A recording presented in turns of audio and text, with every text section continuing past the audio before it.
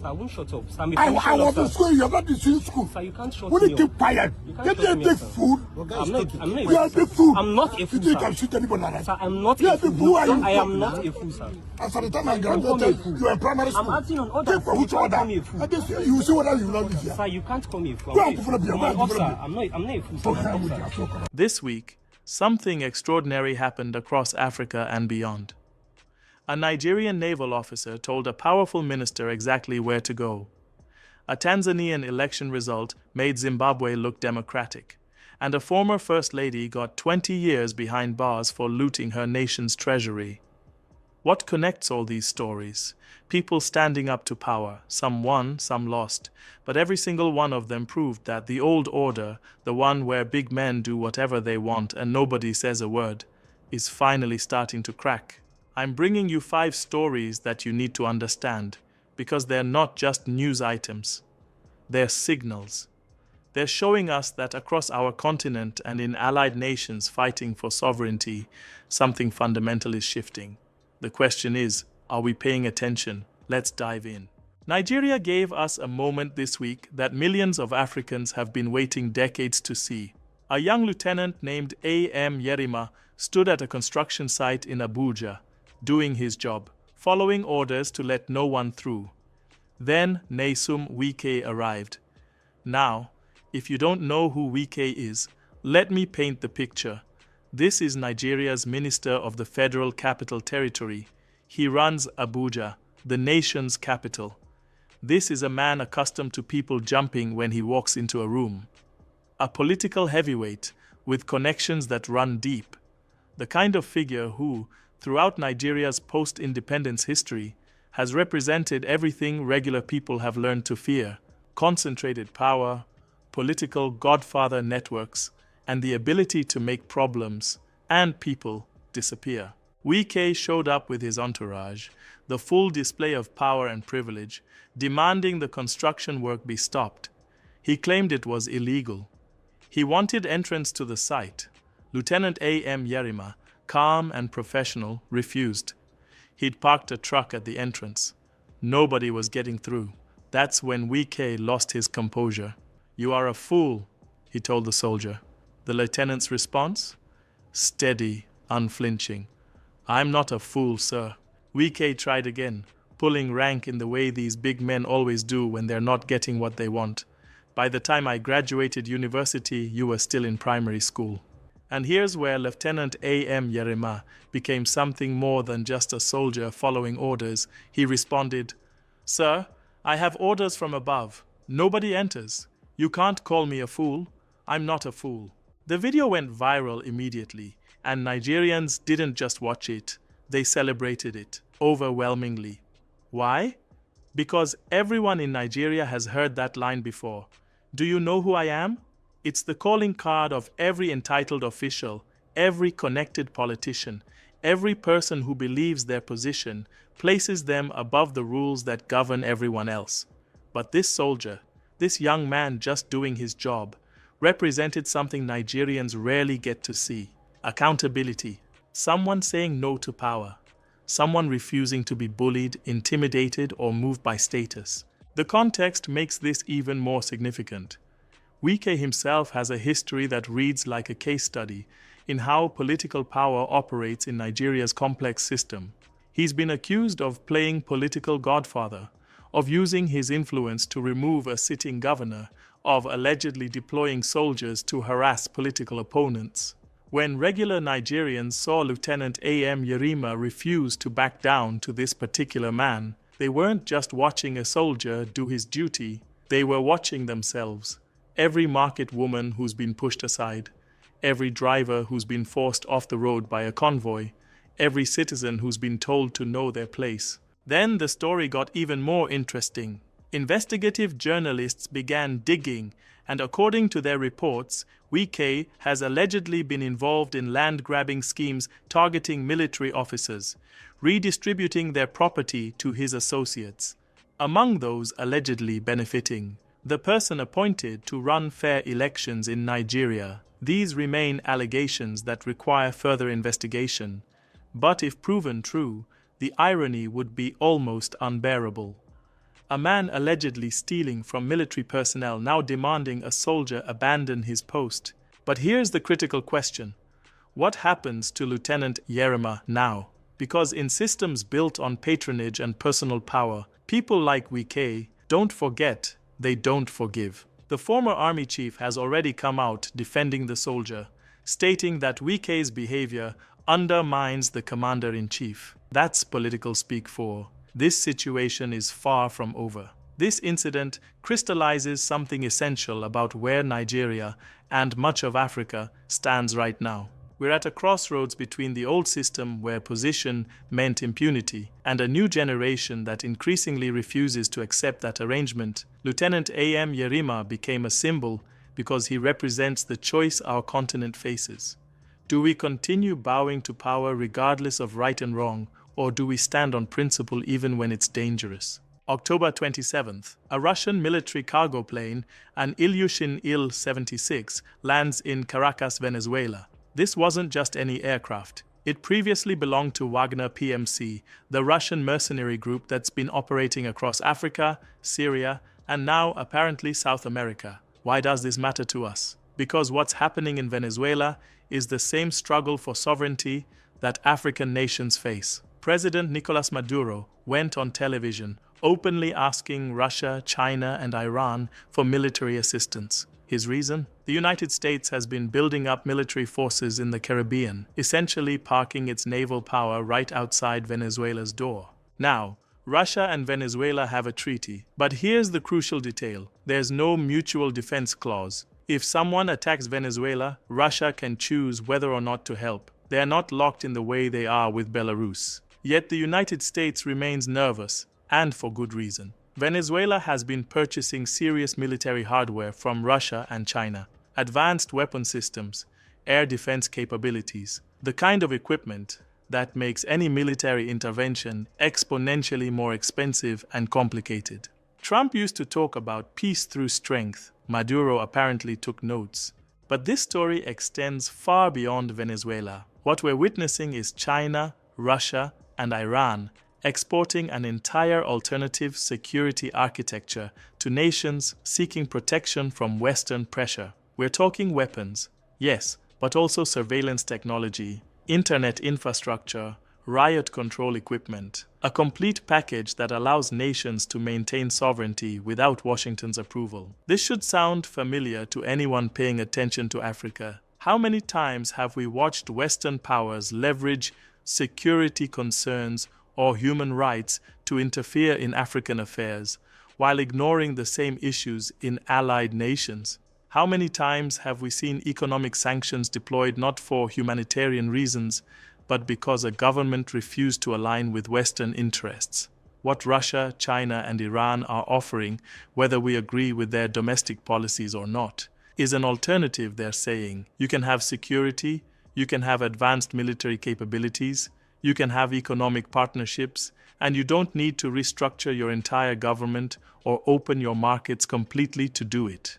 The flight path of that Russian plane tells its own story. It avoided European airspace entirely, passing through North Africa, down through West Africa, then straight to Venezuela. That route is a statement. There are now corridors of power that don't require Western permission. Some analysts argue Wagner's presence is mostly symbolic, that Russia won't actually defend Venezuela if conflict erupts. Maybe they're right, but symbols matter, especially when those symbols arrive with anti-aircraft missiles. The United States is watching this carefully because the question isn't really about Venezuela. The question is, if Washington can't maintain its traditional influence in its own hemisphere, its own backyard, then where exactly does American power still reach? Is Maduro brilliant or desperate? Honestly, probably both. But he's shown something that African leaders should note. Sovereignty isn't granted, it's claimed. And sometimes claiming it requires being willing to make moves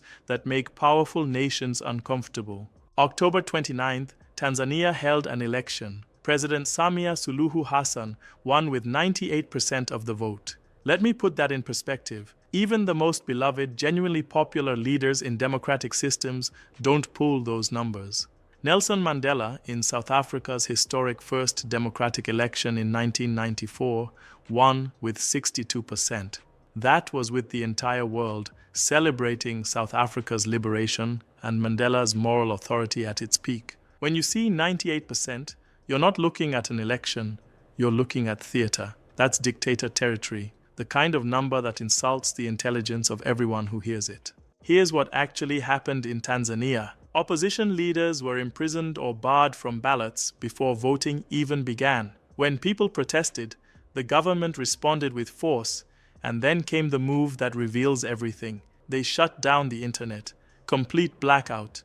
No Facebook, no WhatsApp, no YouTube, no way for Tanzanians to tell the world what was happening to them. The government's excuse? They were stopping organized crime. We all know what that typically means in such contexts.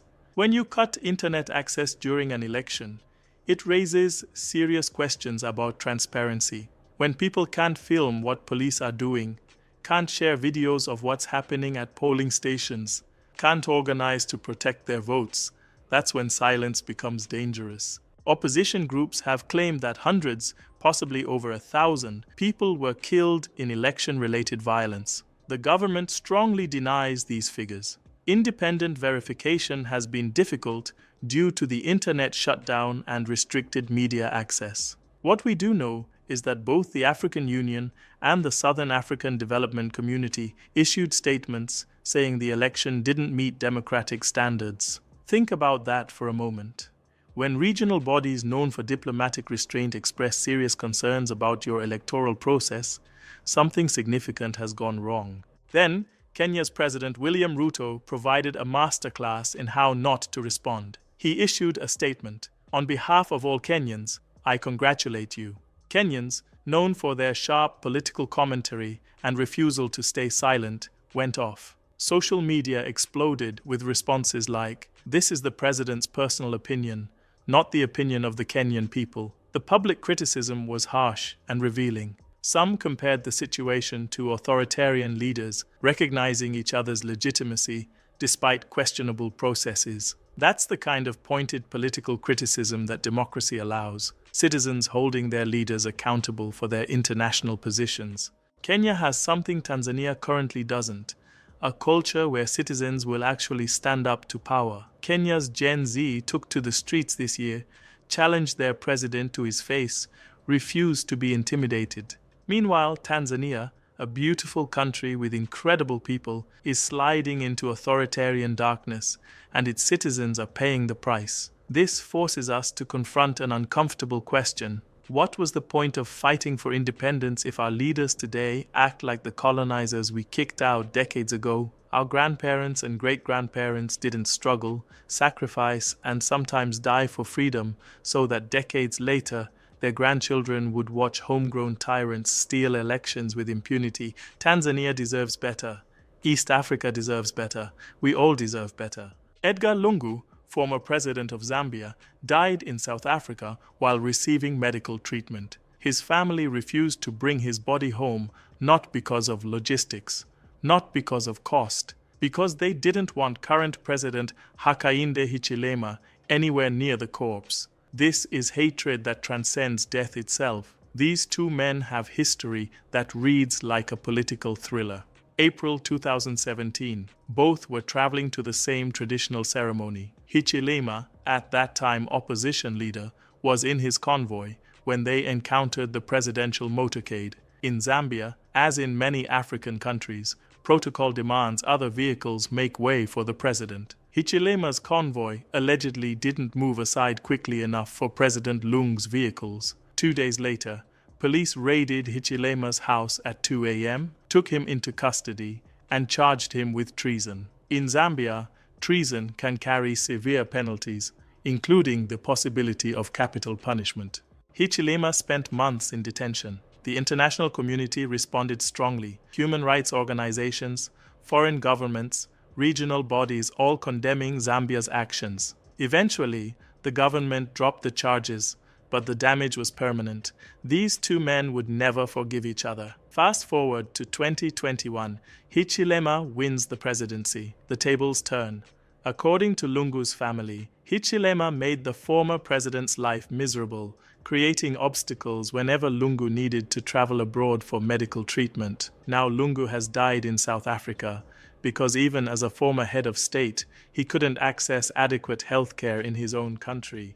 Here's what really gets me about this story. Why did Edgar Lungu need to leave Zambia for healthcare? Because when he was in power, like so many other African leaders, he never actually built the hospitals he promised. They campaign on healthcare for everyone. They get elected. They forget about the soldiers, the widows, the sick people. Everyone except themselves and their inner circles. They build hospitals for photo opportunities, not for actual patients. So when they get sick, it's London, Dubai, Johannesburg, anywhere but the country they were supposed to serve. Lungu's family is so bitter about how Hichilema treated him that they fought against bringing the body back to Zambia. A South African court had to force them to repatriate it. His sister was crying when she heard the court's decision. This whole tragic situation is African leadership in a nutshell: personal vendettas, infrastructure that's falling apart, power struggles that outlive the people involved in them. Two men so consumed by hatred for each other that even death doesn't end it. And the real losers? The Zambian people who deserved leaders focused on building their country, not destroying each other. But sometimes, just sometimes, justice actually shows up. November 12th, in a courtroom in Libreville, a special criminal court handed down a verdict that few years ago nobody would have believed possible. Sylvia Bongo Ondimba, former First Lady of Gabon, and her son Noureddin, 20 years in prison each. The charges: embezzlement, money laundering, the whole package. They were fined 1.4 trillion CFA francs, $2.47 billion. And here's the kicker: this all happened while they were out of the country. They're currently in London. The Bongo family ran Gabon for 55 years. Father, then son, treating the position like inherited property and the national treasury like their personal checking account. Omar Bongo ruled from 1967 until his death in 2009. His son Ali took over immediately afterward, Africa's typical dynastic succession. Then in 2018, President Ali Bongo suffered a major stroke, serious enough that his ability to govern was severely compromised. According to prosecutors, that's when his wife Sylvia and son Noureddin allegedly accelerated their financial activities. The charges include shell companies, offshore accounts, and systematic embezzlement. Private jets, properties across Europe, luxury goods, all while regular Gabonese citizens struggled to get by in a country rich with oil wealth that somehow never reached them. August 2023. Military General Brice Oligui Nguema takes power in a coup. He's positioning himself as an anti-corruption warrior, promising to clean up the mess the Bongos left behind. Now let's be honest about what this probably is. Is Nguema really committed to fighting corruption, or is this just him eliminating political enemies and consolidating power? Almost certainly a bit of both. Military coups rarely lead to perfect democracies. Leaders who take power by force tend to like holding on to it. But here's what I'll say. For the first time in decades, people at the very top are facing actual consequences for what they did. The Bongos are claiming the trial is political, that they were tortured, that the courts aren't independent. Some of that may be true. Political trials are messy, and military governments don't always play by democratic rules. But the evidence, the lifestyle they were living, the timing of money movements right after the president became incapacitated, the sheer scale of the alleged theft, it's hard to look at all that and claim innocence. For once, somebody powerful is being held accountable. That matters. That sends a message. Equatorial Guinea is watching. Congo-Brazzaville is watching. Cameroon is watching. All these countries with similar ruling families, similar patterns of corruption, similar dynasties that have treated national wealth as family property, they're all paying attention now. If the Bongos can actually fall, if their wealth and connections and decades of entrenchment couldn't save them, then maybe it's possible somewhere else too. Is this really the beginning of something new? Or is this just an unusual case that won't be repeated? Time will tell. But the fact that we're even asking the question represents progress. 5 different countries, 5 completely different situations: Nigeria, Venezuela, Tanzania, Zambia, Gabon. What connects all of them? Somebody said no, a soldier told a corrupt minister no, Venezuela told the United States no. Tanzanians tried to say no to a rigged election, even though they were crushed. Zambian leaders said no to any peace, even beyond death. And a court in Gabon said no to letting corruption slide forever. Some of these people won what they were fighting for. Some didn't. Lieutenant A.M. Yerima might face consequences for standing his ground. Tanzanians are living under increasingly authoritarian rule. Zambian politics remains poisoned by personal hatred. But every single one of these situations challenged people who had power over them, and that matters more than we might realize. Here's something you need to understand about power. It's not actually as strong as it pretends to be. It's just really, really good at making you believe it is. Fear, intimidation, keeping people quiet, making resistance seem impossible. That's how power maintains itself. But the moment one person stands up, when one soldier won't move, when one country arms itself and says not today, when one generation hits the streets, when one court finally says enough, that whole illusion starts to crack. And once it cracks, you can't put it back together. Africa doesn't need more aid money. It doesn't need more loans from the World Bank with conditions attached.